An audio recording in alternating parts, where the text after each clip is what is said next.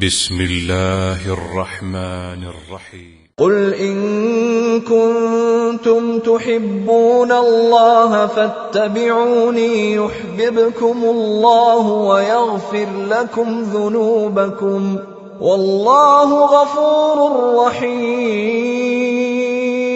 ہمیشہ سنت پر عمل کرنے اور سنت کی دعوت دینے والوں ہی کو سخت آزمایا جاتا ہے، اور سنت کی دعوت اور سنت پر عمل ایک ایسا یہ عمل ہے کہ ساری دنیا ان کے مخالف ہو جائے.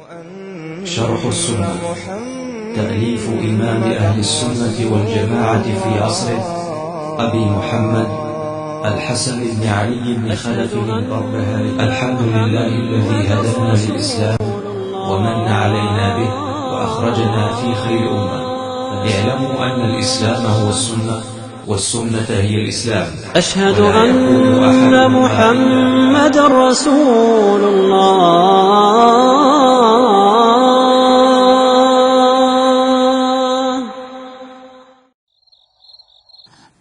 بسم اللہ الرحمن الرحیم. ان الحمد للہ نحمده ونستعینه ونستغفره ونعوذ باللہ من شرور انفسنا ومن سیئات اعمالنا.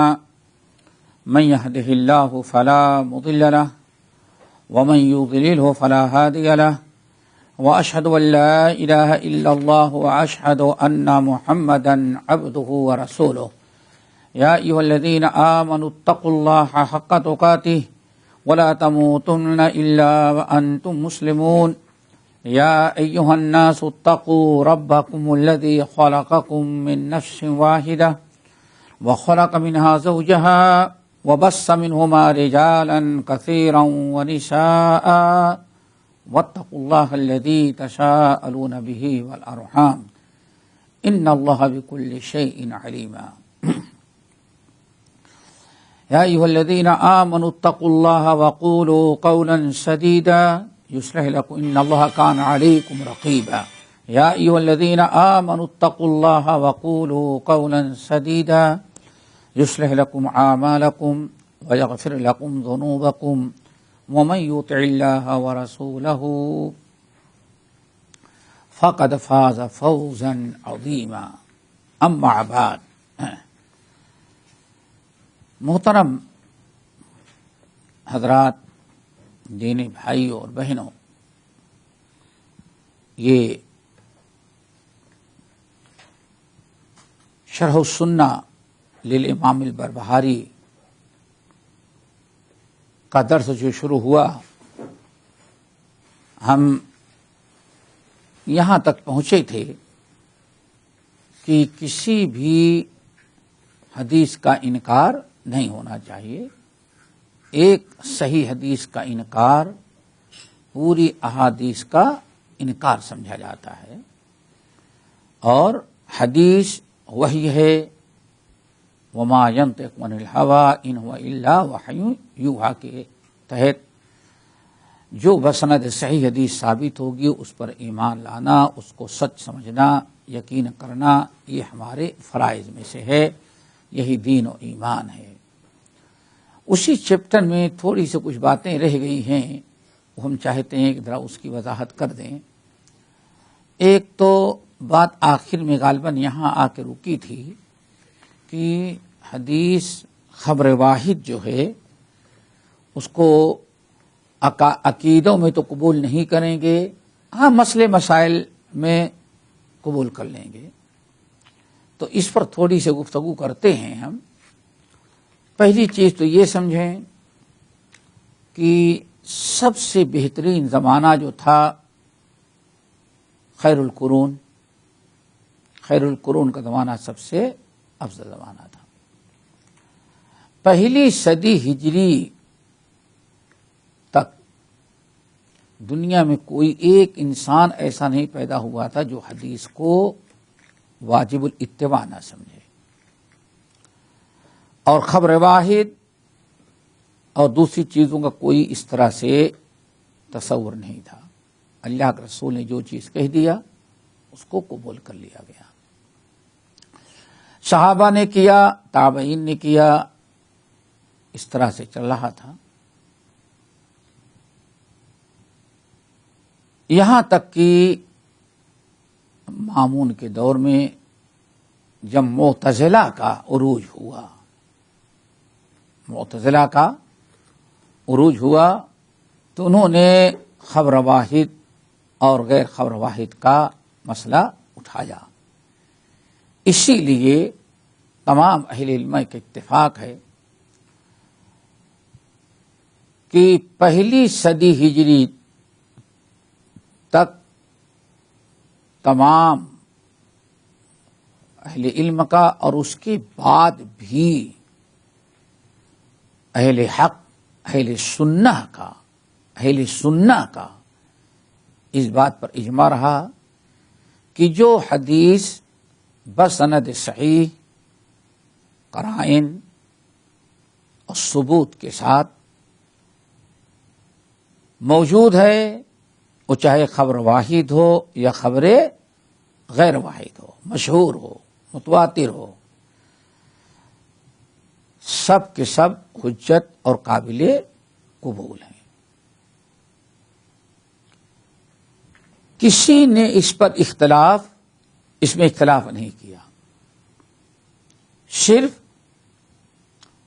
کہا جاتا ہے معتزلہ جو تھے، وہ بھی خاص طور سے متکلمین معتزلہ، خصوصاً جو بغداد میں تھے، انہوں نے اپنے علم کلام کو یقینی علم قرار دیا، اور حدیث خبر واحد ہے تو اس کو ظنی علم ہے، یعنی یقین نہیں.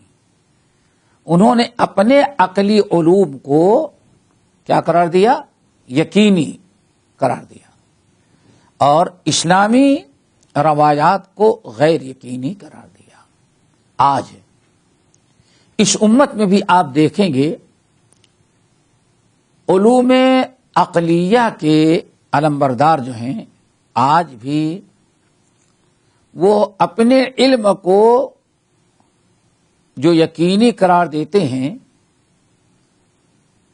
اسلامی علوم و فنون کو وہ یقینی درجہ نہیں دیتے.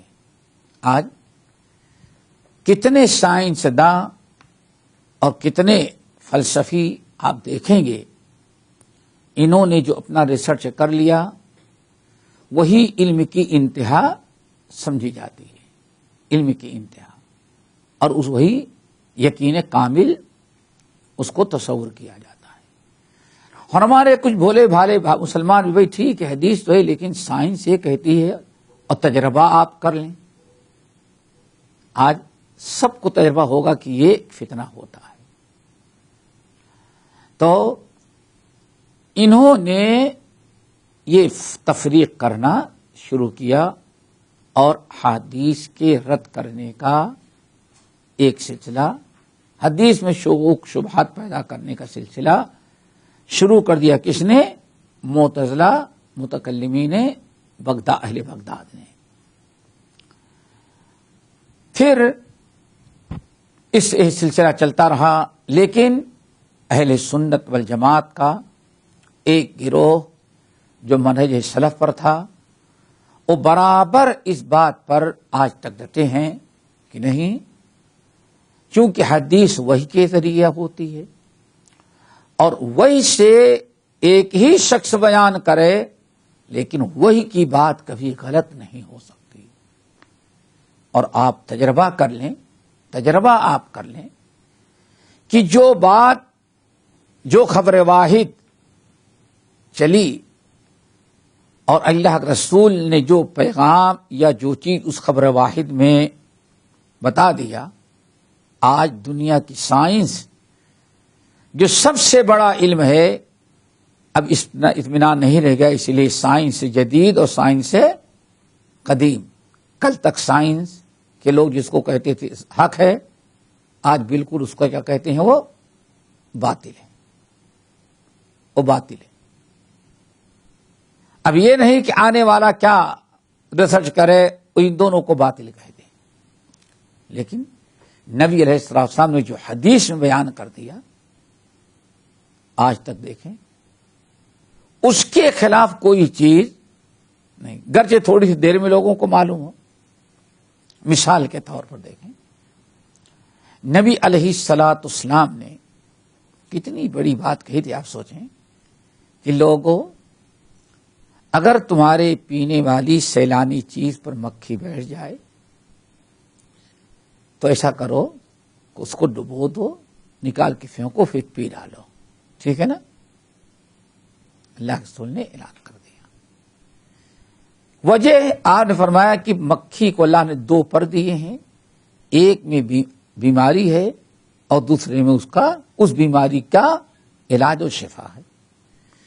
جب تمہارے کسی کھانے پینے کی چیز بیٹھتی ہے تو جس پر میں بیماری ہے وہ اس پر رکھ دیتی ہے، اور جس میں شفا ہے اس کو وہ ایسے ٹیڑھا رکھتی ہے. تو اگر تمہارے دودھ پر، چائے پر، شربت میں بیٹھ جائے تو اس کو ڈبو دینا، ایسے نکال کے نہ پھینکو، بلکہ ڈبو دو تب پھینکو. کیوں؟ تاکہ پہلے بیماری والے پر سے جو بیماری اس میں آئی ہے جراثیم کو، اور دوسرے پر میں علاج ہے، اس کو اٹھا رکھ کے اس کو ڈبو دو گے تو یہ دوسرا پر جو ہوگا بیماری والے پر کی بیماری کو ختم کر دے گا. آپ بتائیں کتنے زمانے، کتنی صدیاں گزر گئی، اور آج بھی دنیا یہ چاہتی ہے بھائی مکھیوں سے بیماری ہوتی، کہیں مچھر سے بیماری، کہیں مکھر سے. کہتے ہیں انڈیا میں کوئی بخار چلا تھا، کیا ڈینگو کیا ڈینگی، سبب کیا تھا وہ؟ مچھر. اللہ اکبر. علامہ البانی رحمت اللہ علیہ نے صحیحہ میں اس حدیث کو تذکرہ کرتے ہوئے بڑا تفصیلی واقعہ نقل کیا ہے کہ استعمار کے دور میں انگریز کی کوئی بڑی فوج کسی علاقے میں گئی تھی اور فوجی مرنے لگے. عام عجیب سے وبا پھیل گئی، مرنے لگے. بہت سارے ڈاکٹر آئے، آخر میں سب سے بڑا ڈاکٹر جو آیا اس نے کہا کہ اصل میں بیماری ان کے کھانے میں پیدا ہو گئی ہے، کھانے والی چیزوں میں.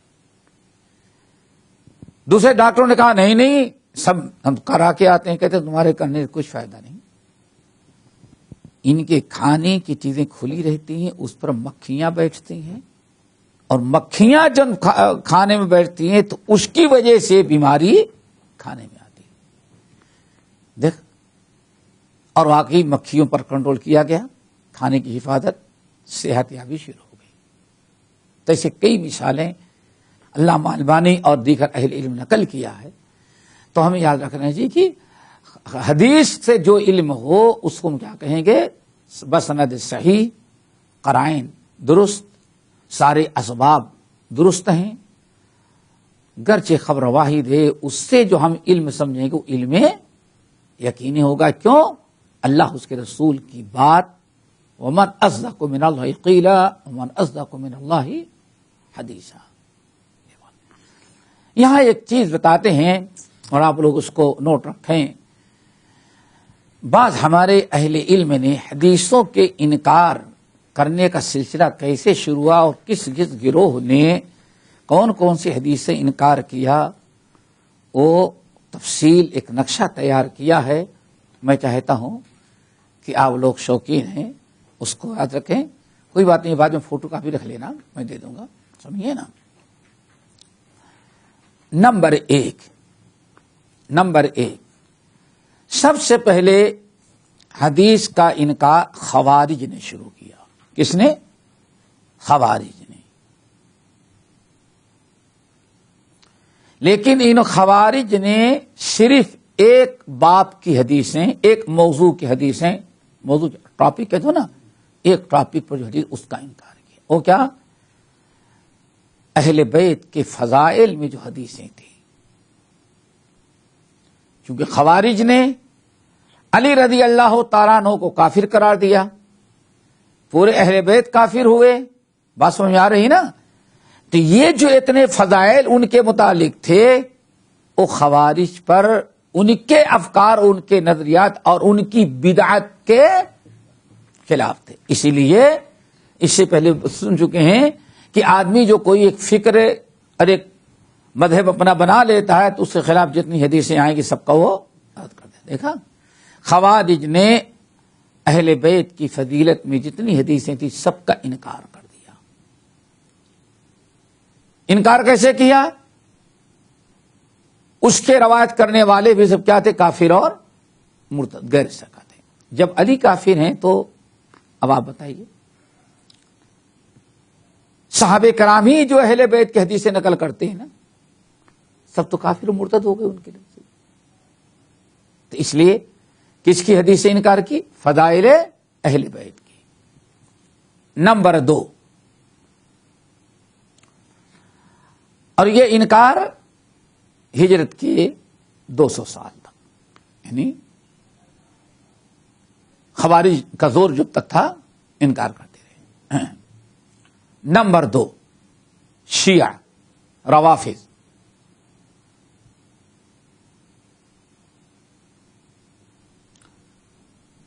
انہوں نے کس نے؟ روافض نے، شیعوں نے صحابہ کے متعلق، صحابہ کے فضائل میں جو حدیثیں تھیں ان کا انکار کیا۔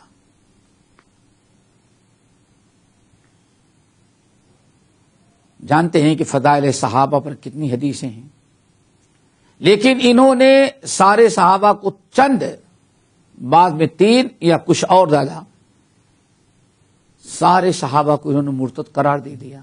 تو اب ان کے فضائل میں جتنی حدیثیں ہیں سب کا کیا ہوا؟ وہ اپنے عقیدے کو ثابت کرنے کے لیے ان حدیثوں میں کو انکار کیا۔ آگے بات سمجھیں؟ ایک تقریباً آپ دیکھیں تو وہی خوارج کے شانہ بشانہ چل رہے ہیں، ٹھیک ہے نا۔ نمبر 3،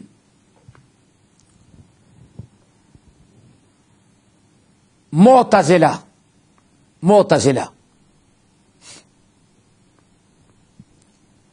انہوں نے صفات الہی کے متعلق جو روایات تھیں ان کا انکار کیا۔ نزول سمجھ گئے نا، کلام، اور انہی کی وجہ سے سمجھتے ہیں قرآن کو مخلوق قرار دیا اور اتنا بڑا فتنہ پھیلا۔ اور ایک چیز یہاں یاد کرتے رہیں، وہ بھی ذہن میں رکھیں کہ حدیثیں کون انکار کر رہا ہے؟ جو نئی بدعت ایجاد کرے گا، نئے عقیدہ قائم کرے گا، اس کے مخالف جتنی حدیثیں پڑھی اس کو وہ انکار کرے گا۔ تینوں کو دیکھ لیا نا، روزے کی، نماز کی، حج کی حدیثیں کوئی مخالف نہیں تھی معتزلہ کے۔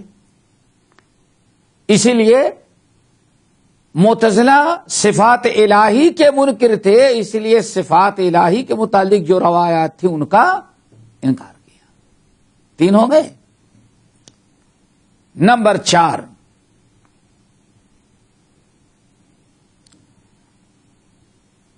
ایک قاضی گزرے ہیں، حنفی قاضی، قاضی عیسیٰ بن ابان، قاضی عیسیٰ بن ابان،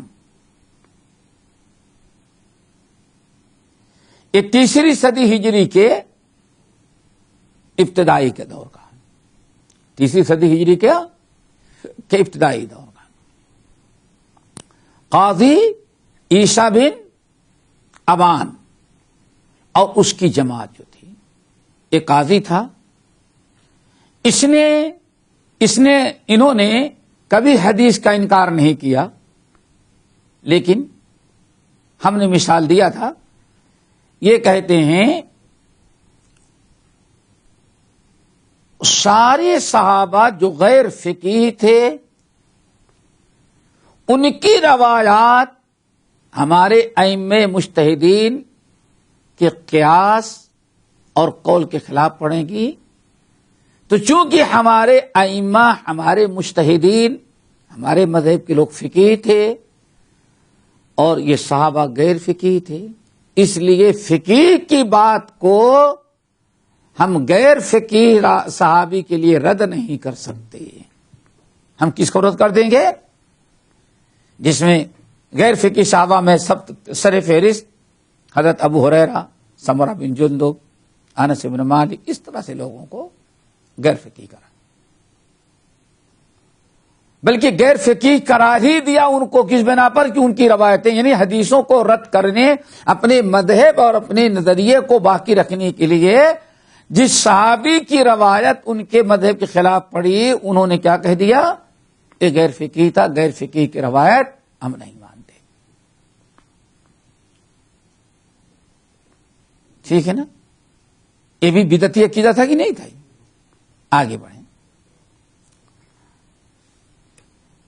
متاخرین، یہ نمبر 4 نمبر 5 نا، متاخرین فقہا اہل رائے کے قاضی ابو زید دبوسی وغیرہ،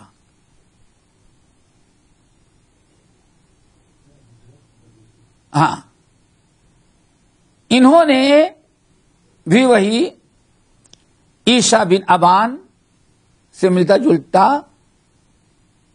خیال اور تصور اور فکر رکھی.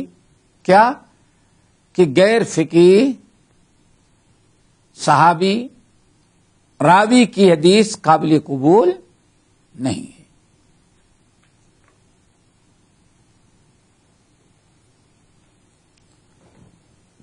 نمبر 6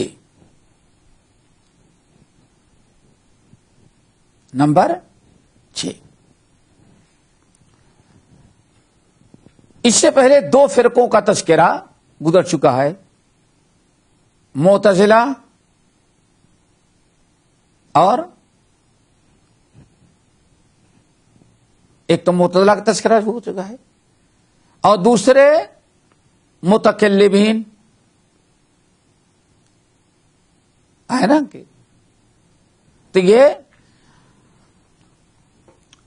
معتزلہ اور متکلمین کے بارے میں بتایا اہل کلام، علم کلام بتایا تھا. علم کلام کی تعریف اسلام پر یعنی اسلام کی طرف سے اسلام کی دفاع کے لیے جو اہل بدعات پیدا ہوئے یعنی معتزلہ مرجیہ وغیرہ، تو ان کے کہنے کے پتھر کو کاٹتا ہے. وہ لوگ جیسے عقل سے کام لیتے ہم بھی عقلی علوم سے جواب دیں گے، سمجھ گئے نا. تو انہوں نے کچھ وصول کچھ ضوابط اکٹھا کیے جس کو کہتے ہیں علم کلام. ان لوگوں کے ساتھ فقہا کی ایک مختصر جماعت یعنی یہ 3 گروہ ہو گئے نا، معتزلہ اور متکلمین اور فقہائے متاخرین، 3 گروہ ہو گئے نا. ان تینوں کا آپس میں اختلاف تو ہے لیکن ایک مسئلے میں تینوں کا اتفاق ہے. وہ کیا ہے؟ وصول ہو یا فروع ہو، سمجھ گیا نا. فروع سے مراد جس کو ہم نے کہا عقائد کے علاوہ جو باتیں ہیں کہتے فرعی مسائل، روزے نماز حج زکات، ایک عقائد اور دوسرے فروعی مسائل. معتزلہ متکلمین اور فقہائے متاخرین کی ایک جماعت، ان تینوں نے ایک اصول بنایا، چاہے اصول ہو یا فروع یعنی عقائد ہوں یا احکام اور مسائل، کسی بھی صورت سے خبر واحد ہمارے ہاں قابل قبول نہیں ہے. تھوڑا سا فرق ہے. معتزلہ شروع میں کیا تھا؟ صرف صفات کے، تو یہ متکلمین معتزلہ فقہاء متاخرین یہ تینوں ان کا عقیدہ کیا ہے؟ انہوں نے کیا حدیث کا انکار کیا؟ انہوں نے خبر واحد اور غیر خبر واحد کا چکر چلایا. اور یہ لوگ جو پیدا ہوئے اس میں سب سے بڑی تعداد 4 صدی ہجری میں. کب؟ 4 صدی ہجری میں. آ رہی بات سمجھ میں نا؟ انہوں نے کیا کی؟ حدیث کا خبر واحد کسی بھی حالت میں قابل حجت نہیں، ہم قبول نہیں کریں گے، چاہے حکام ہو، فروعات ہوں، فروع ہوں یا عقائد ہوں. ہمیں قرآن چاہیے اور علم یقین، خبر متواتر، خبر مشہور ہونی چاہیے. ارے بات سمجھے نا. یہ گروہ کب رہا؟ 4 صدی ہجری میں. نمبر 7، اللہ جزائے خیر دے، یہ بہت اچھا ایک تجزیہ کیا ہے. یہ نوٹ رکھیں اور ہم حوالہ دے دیں گے، اس کو وہاں اچھی طرح سے یاد رکھو. نمبر 7، یورپین تہذیب سے مرعوب گروہ، یعنی یورپین آج امریکن سمجھیے نا، جس کا پاسپورٹ سپر پاور یا بڑے ملک کا ہو، سمجھ گئے نا کیا مطلب ہے؟ اب سمجھیں کہ یہ کون سے لوگ ہیں؟ مستشرقین. کیا جانتے ہو نا؟ بتائے تھے نا؟ ہاں یاد ہو، مستشرقین. یہ مستشرقین ہیں. ان سے متاثر جو لوگ تھے اور یا یورپین کلچر اور تہذیب جو تھی، ان کے افکار جو عقائد تھے، خصوصاً جب انہوں نے انڈیا کو فتح کیا، انڈیا کو جب فتح کیا انگریز نے، تب سے یہ گروہ بہت آگے بڑھا. ان میں یہ لوگ قطعاً وصول حدیث، فن حدیث، اسماء رجال، ان تمام چیزوں سے یہ بالکل بے خبر تھے. ان کے پاس کوئی شرعی علوم بہت زیادہ اتنا نہیں تھا کہ ہاں دفاع کر سکیں یا کسی اعتراض کا جواب دے سکیں. ایک آدمی روزے نماز جانتا ہے، لیکن بہت سارے مسائل ایسے کہ وہ اعتراض کا جواب نہیں دے سکتا. انہوں نے نیچر کا حوالہ کیا. نیچر فرقہ جانتے ہیں نا؟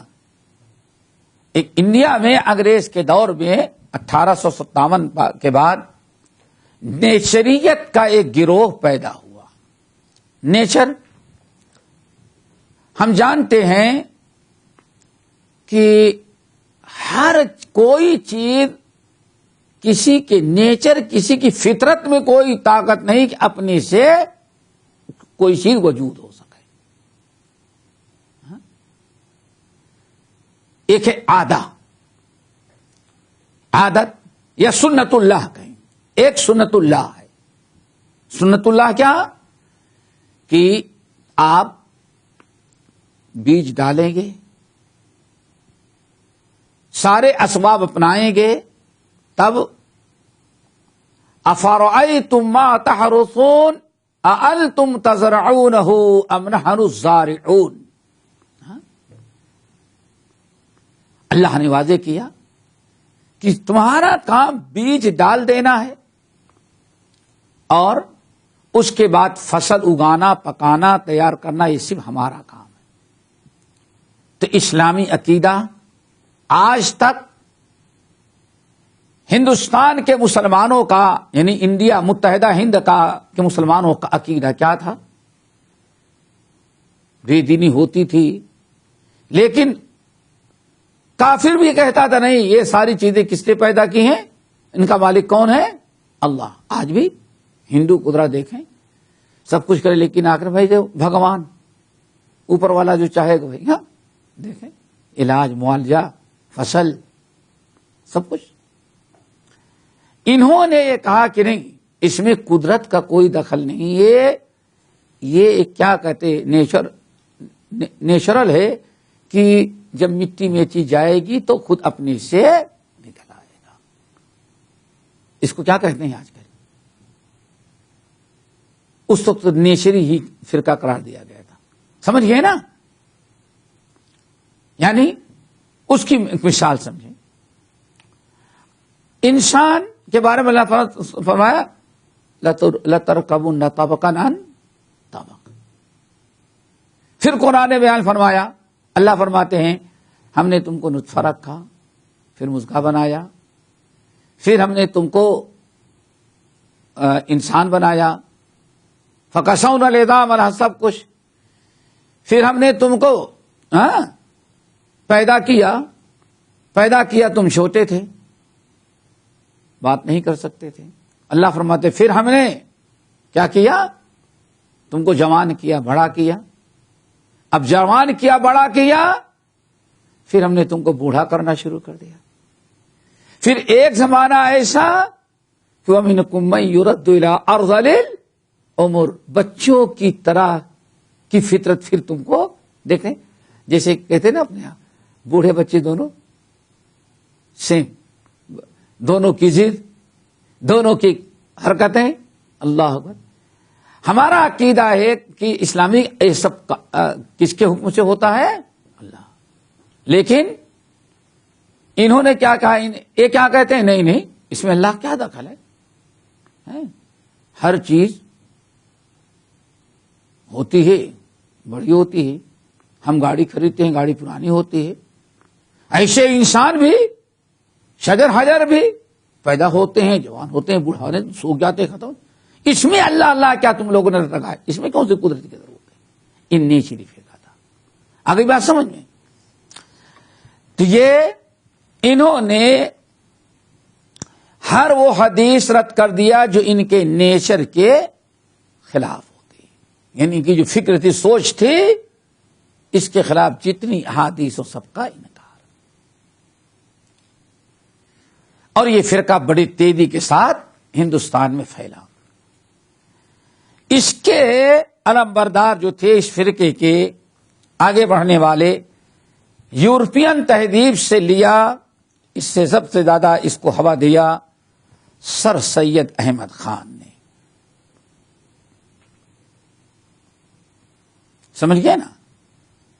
سر سید احمد خان، مولوی چراغ علی اور اس قسم کے بہت سارے لوگ تھے جنہوں نے اس عقیدے کو قبول کیا اور سنت اللہ کے بجائے نیچر کا عقیدہ رکھا. نیچری عقیدہ یا نیچریت کہیں تو ہر وہ حدیث جو ان کو نیچر کے خلاف نظر آئی، کا یہ کیسے ہو سکتا ہے؟ جب نیچر کے خلاف ہے تو اللہ رسول اتنے بڑے آدمی ہو کر کے نیچر کے خلاف کیسے بات کریں گے؟ اس کا مطلب لوگوں نے اس کو گڑھا ہے. نعوذ باللہ. اللہ رسول کے متعلق تو گڑھنے والی بات نہیں کہہ سکتے تھے، لیکن ایک ہی مولوی چراغ علی آخر میں اندھیر علی ہو گئے غلط عقیدہ قبول کر کے. ہاں چلو کتنے ہو گئے؟ 7. نمبر 8. ابھی آپ دیکھ رہے ہیں پورے 7 گروہ جو تذکرہ کیا ہم نے، یہ سب حدیث کے ذخیرے کا انکار نہیں کرتے تھے. کسی ایک موضوع اور ٹاپک سے تعلق رکھنے والی حدیث کا. کسی نے صفات، کسی نے فضائل صحابہ، کسی نے صرف فضائل اہل بیت، کسی نے صرف خبر واحد، کسی نے صرف احکام، اور کسی نے صرف نیچر کے خلاف.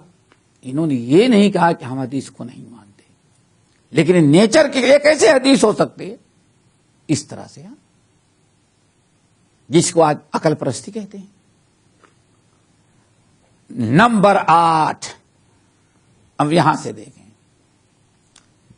نمبر 8 یہ تقریباً 13ویں صدی پوری ہو رہی تھی. 13ویں صدی پوری ہو رہی تھی، یعنی تقریباً 100 سال قبل. 100 سال قبل کلی طور پر حدیث کا انکار کر دیا گیا. کیا ہے؟ پوری طور پر حدیث کا انکار کر دیا. کچھ فرق ہوا؟ پہلے جتنے 7 گروہ گزرے ہیں وہ سب کسی ایک ٹاپک کے، ایک موضوع اور کی عنوان کے انکار، لیکن یہاں پورا. اس کے علم بردار مولوی عبداللہ چکڑالوی پنجاب کا تھا، اور اس نے شیخ الاسلام مولانا ثناء اللہ مرسلی رحمۃ اللہ وغیرہ بہت اچھی بات کہتے تھے، اور بعد ہمارے مشائخ نے بڑی اچھی بات کہی کہ حدیث کے انکار کی فکر کہاں سے پیدا ہوئی؟ علی گڑھ سے.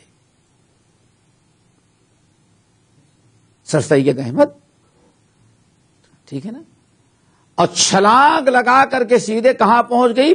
پنجاب مولوی عبداللہ چکڑالوی کے پاس. اس نے حدیث کو کلی طور پر انکار کیا، ٹھیک ہے نا.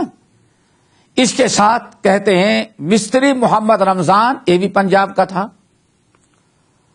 حشمت علی، مولوی حشمت علی لاہوری تھا. مولوی رفیع الدین یہ ملتانی تھا. کتنے ہو گئے سب؟ 4-5 ہو گئے نا.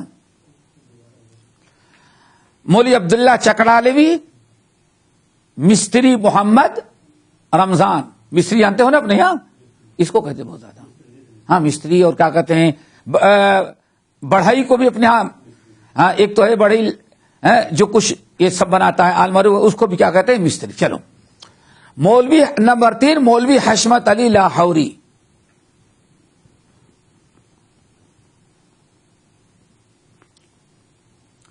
مولوی رفیع الدین ملتانی، یہ سب تھے. آئی بات سمجھ؟ انہوں نے کلی طور پر حدیث کا انکار کیا کہ حدیث کوئی چیز نہیں ہے، صرف ہمارے لیے کیا ہے؟ قرآن. سمجھ گئے نا؟ اچھا، قرآن پاک میں 70-75 جگہ تقریباً وَأَطِیعُوا الرَّسُولَ آیا ہوا ہے. اطیعوا اللہ وَأَطِیعُوا الرَّسُولَ. تو اس ظالم نے رسول کا ترجمہ قرآن کیا ہے. اللہ کی اطاعت کرو اور قرآن کی اطاعت. اتنا بڑا دجال تھا یہ، نہیں سمجھے؟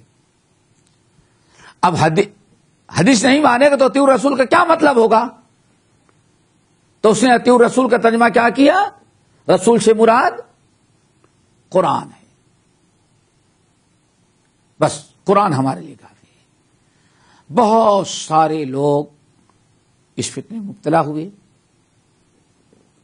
کوشش کی گئی، اور پھر اس نے سب کچھ کباڑا کیا، اور اس طرح سے حدیث کا انکار شروع ہو گیا.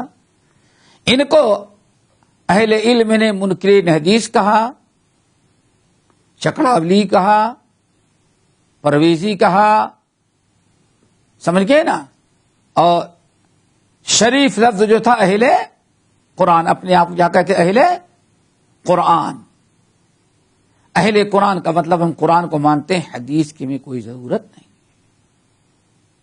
یہ حدیث کا انکار شروع ہو گیا. نمبر 9،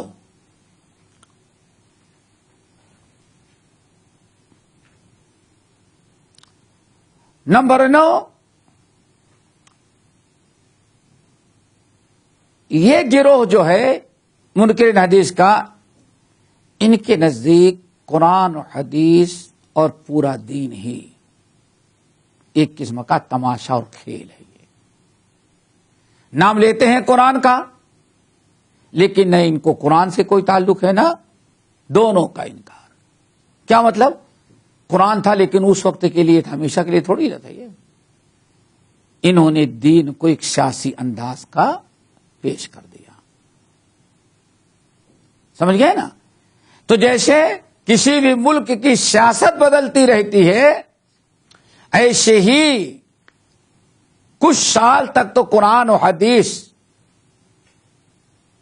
جو سیاست تھی اس کا ساتھ دے سکتے ہیں. اس کے بعد دنیا جب ترقی کر گئی تو قرآن حدیث نے پیچھے ہو گئے کہ اب ان کو اسلام میں داخل کرنا ناممکن نہیں. کیوں؟ آج کے مسائل، آج کی سیاست کے مطابق، آج دنیا پر حکومت کیسی کرنی ہے، سیاست کیسی کرنی ہے، قرآن ہمارا ساتھ نہیں دے سکتا. یعنی انہوں نے قرآن حدیث کو وقتی قرار دیا، باقی قیامت تک کے لیے انکار کر دیا. اور اہل سنت والجماعت کا عقیدہ کیا؟ قیامت تک کے لیے. ٹھیک ہے نا؟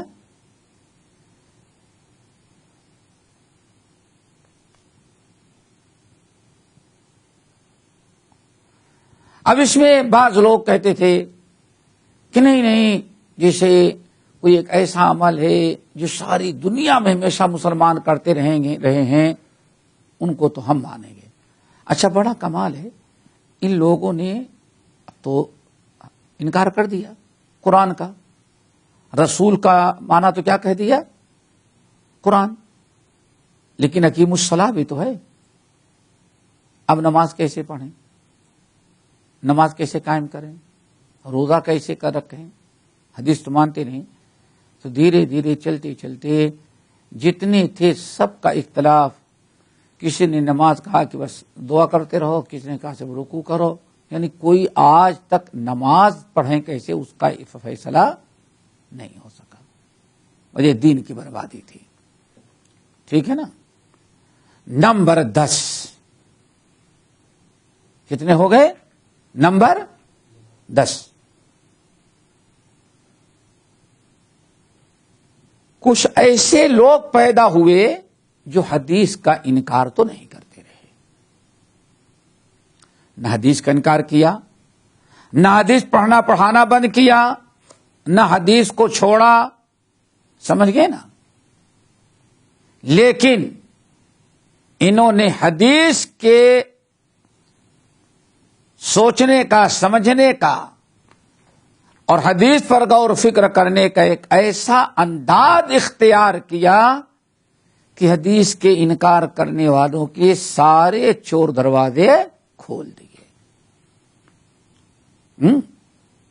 نہیں سمجھے؟ اسی لیے آج تک کوئی ان کو منکرین حدیث نہیں کہا. حدیث کا انکار تو نہیں کیا کہ ہم حدیث کو نہیں مانتے. حدیث کو پڑھتے بھی رہے، پڑھاتے بھی رہے. ٹھیک ہے نا؟ بوقت ضرورت حدیث کا دفاع بھی کرتے رہے. لیکن انہوں نے اپنے کچھ ایسے اصول اور ایسے ضوابط اپنائے اور ایسے قاعدہ اور قانون بنایا. سوچ رہے تھے کہ ہم اس طرح سے بہت کامیاب ہو جائیں گے.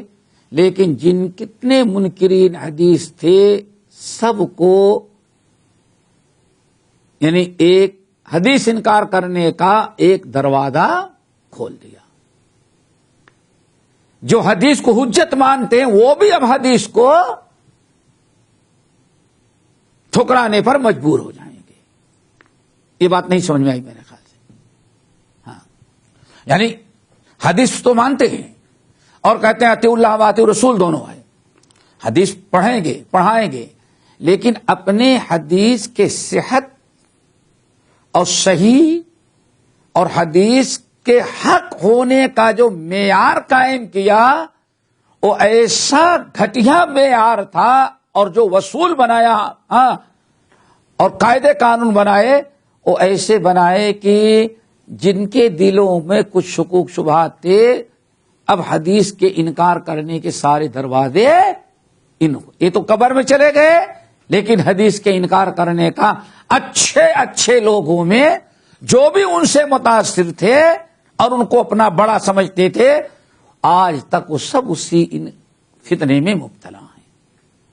ہاں، اس میں سر فہرست شبلی نعمانی، مولانا شبلی نعمانی. ہم نے آج سے بہت پہلے جب کلیت الحدیث بنگلور قائم ہوا تھا، کلیت الحدیث بنگلور، تو اس وقت حجیت حدیث پر پروگرام تھا تو میں نے یہی چھیڑ دیا تھا. سب لوگوں کو یعنی کوئی کسی کی حلق کے نیچے نہیں اترتا. ایسا بھی ہو سکتا ہے. پھر میں نے حوالے دیا تب اطمینان ہوا. اس میں اپنے ڈاکٹر صاحب بھی تھے, دوسرے لوگ بھی تھے. اللہ تعالیٰ مولانا شبلی نعمانی, اللہ اکبر. اور یہ بھی علی گڑھ سے متاثر ہوئے. شبلی نعمانی وہاں مدرس تھے نا, وہاں رہتے تھے. چلو, مولانا حمید الدین فراحی,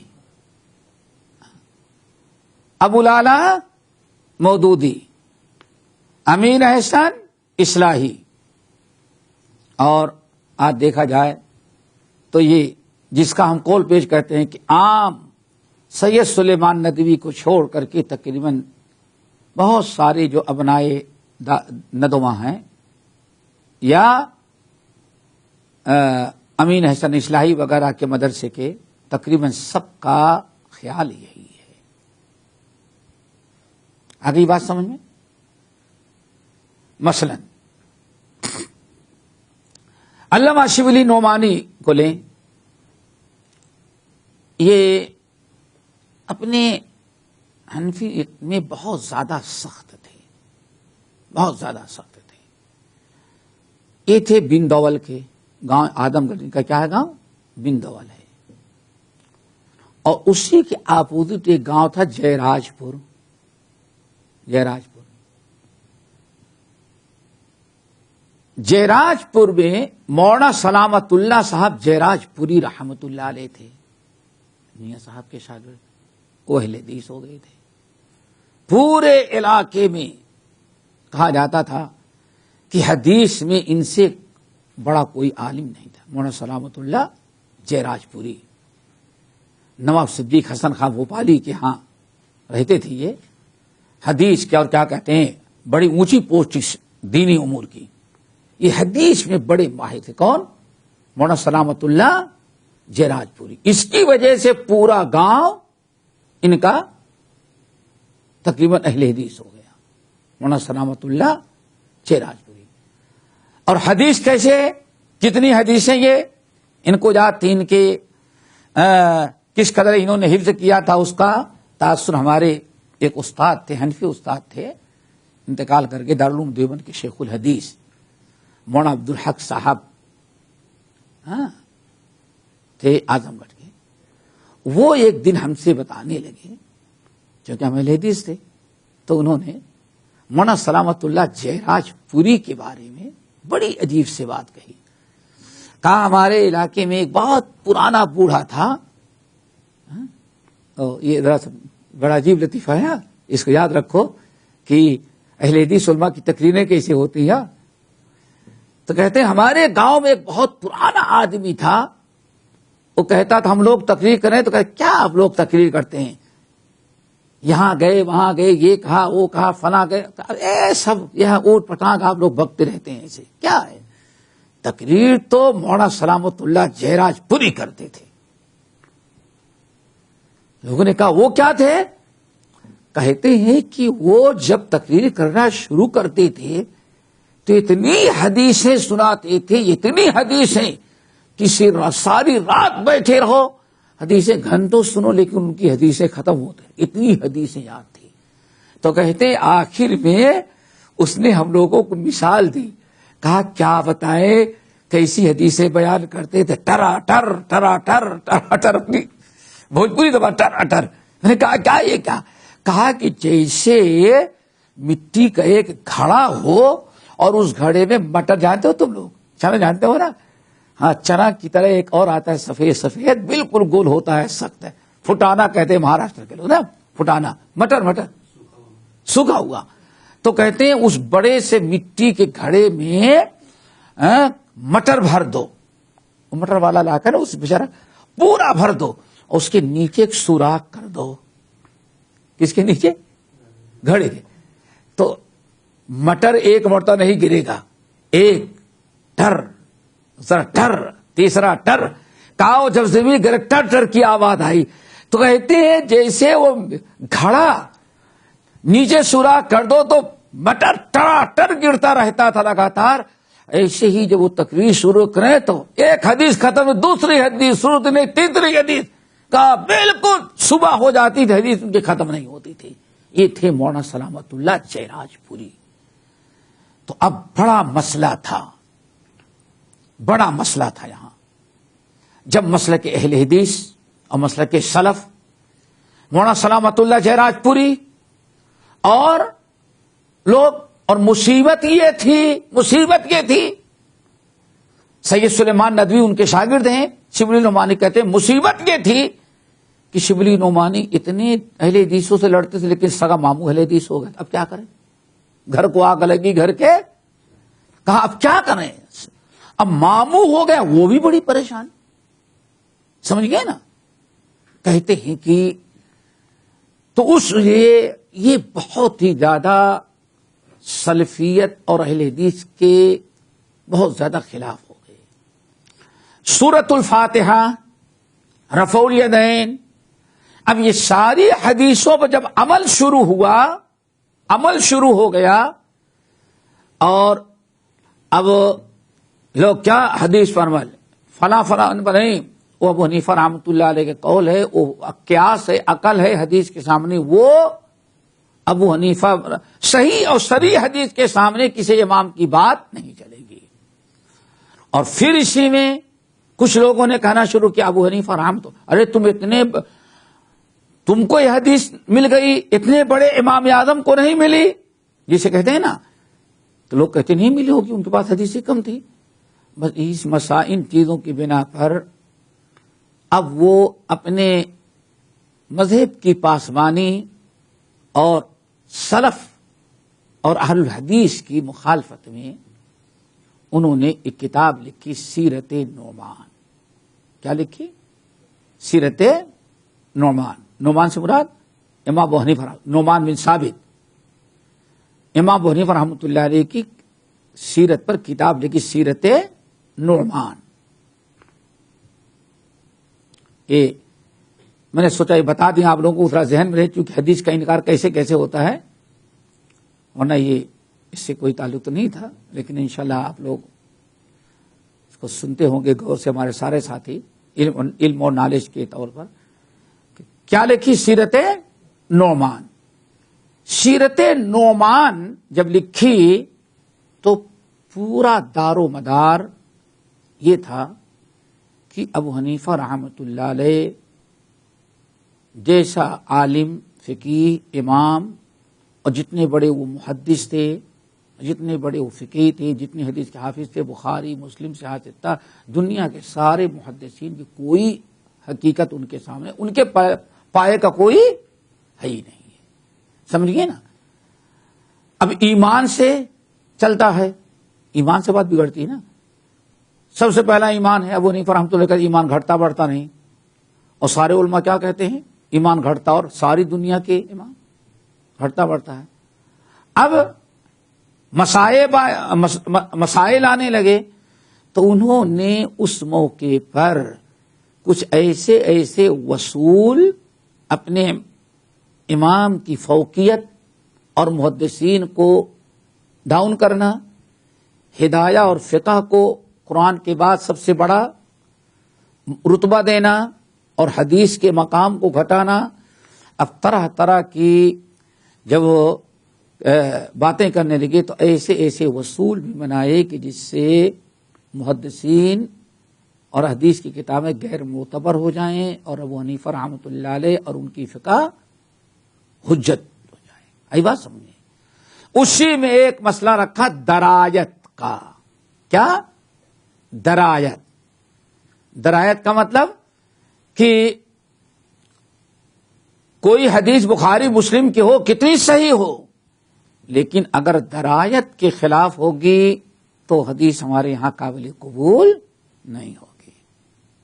درایت ہماری فقہ، ہماری سمجھ، ہماری تفقہ. آئی بات سمجھیے نا؟ کہ فقاہت کے معیار پر ہے کہ نہیں ہے. اسے کیا ثابت کرنا چاہا؟ مثال کے طور پر لا صلاۃ لمن لم یقرأ بفاتحۃ الکتاب، بخاری و مسلم کے ہیں. رفع الیدین حدیث کہاں کی ہے؟ بخاری. سب. اور اب ان کے ہاں نہ قرات خلف الامام ہے اور نہ رفع الیدین. تو اب کہیں گے حدیث تو ہے، انکار نہیں، لیکن درایت کے خلاف ہے۔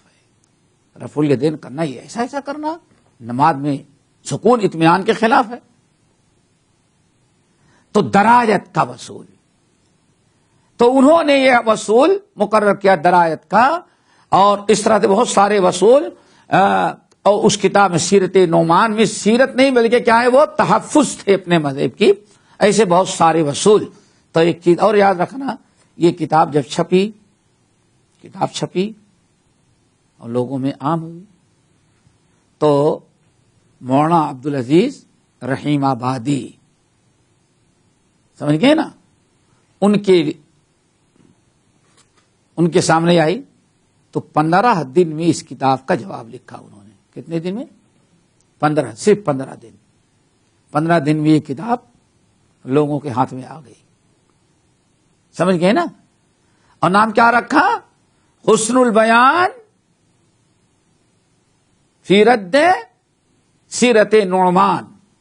یہ حدیث ابھی عربی میں ترجمہ ہو گیا اس کا، اور اردو میں بڑی زبردست کتاب خریدو اور پڑھنے لگو گے تو صبح ہو جائے گی، لیکن کتاب چھوڑنے کا دل نہیں جائے گا، کیسی مٹی پلید کی۔ اور کمال تو یہ ہے، چھوٹی سی مثال، 2 مثال دیتے ہیں۔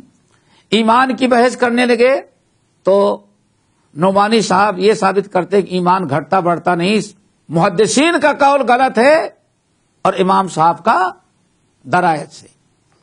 اس میں قرآن پاک کی آیتیں نقل کی تو مولانا نے عبدالعزیز رحمانی نے کہا، شبلی صاحب یہ قرآن پاک کی کس سورت کی کون سی آیت ہے؟ یعنی رو میں کہیں ایسا لفظ آ گیا، اگر کیا ہے واو ہے تو واو کی جگہ پر فا ہے تو فا کی جگہ پر واو، چونکہ عربی میں فا اور واو کا بڑا فرق ہوتا ہے۔ تو شبلی نعمانی کی غلطیاں پکڑی، کہا یہ تو قرآن کی آیت بھی آپ نے غلط کی، اپنا مذہب ثابت کرنے کے لیے قرآن کی آیت آپ نے بدل دی۔ بہرحال دوسرا ایڈیشن آیا تو آیات کی تصحیح کر لی، سیرت نعمان کا پہلا ایڈیشن اس میں غلطی ہے، دوسرے میں تصحیح کر لی۔ پھر سنتے ہوں گے کہ علم دیکھو مولانا عبدالعزیز رحمانی کا، کہنے گے کہ دنیا میں ہر امام کی فقہ جو ہے اس کی شخصی ہے، اور امام صاحب کی فقہ کتنے آدمی تھے؟ 40 فقہ کمیٹی تھے نا، یہ 40 فقی ایک مسئلے پر بحث کرتے، سب کی رائے جس پر متفق ہوتی، پھر امام صاحب تائید کرتے، تب وہ حنفی فقہ میں شامل ہے۔ 40 اللہ اکبر، بہت اچھی بات ہے بھائی، 40 آدمی فقہ مرتب کر رہے تھے نا۔ کوئی امام مالک نے اکیلے کہہ دیا ان کا مذہب بن گیا، شافعی نے اکیلے کہہ دیا بن گیا، ہمارے امام کی تو ماشاءاللہ 40 رکنی کمیٹی تھی، چہل رکنی کمیٹی کہتے ہیں۔ واللہ حیرت کی بات ہے، سید مولانا عبدالعزیز رحیم آبادی نے تو بتایا، تو اس میں کچھ ایسے لوگوں کا نام جو پیدا ہی نہیں ہوئے تھے، قبر سے اٹھ کے آئے تھے۔ آپ نے تحقیق کیا، آپ کون سی درایت، نہ تاریخ میں آپ کامل، نہ درایت میں کامل، نہ روایت میں کامل، ویسے کتاب لکھنے کے لیے بیٹھ گئے۔ اللہ اکبر، ایسا جواب دیا کہ لاجواب ہو گئے، آج تک اس کتاب کا جواب نہیں۔ اسی لیے کہیں کانفرنس تھی، کانفرنس میں کسی اہل حدیث شاعر نے بڑی زبردست بات کہی، پورے بنگلہ دیش، برما، آج کا ہندوستان، پاکستان، سارے علماء اکٹھا تھے اسٹیج پر۔ جب اس نے اشعار پڑھے، کیا خوب ہوتا گر آج وہ بھی زندہ ہوتے، عبدالعزیز نامی حسن البیان والے۔ عبدالعزیز نامی، چونکہ سارے اکابر موجود تھے، لیکن مولانا عبدالعزیز رحیم آبادی وفات پا چکے تھے، کانفرنس میں نہیں تھے۔ تو شاعر نے یاد دلایا، کیا خوب ہوتا اگر آج وہ بھی زندہ ہوتے، عبدالعزیز نامی حسن البیان والے.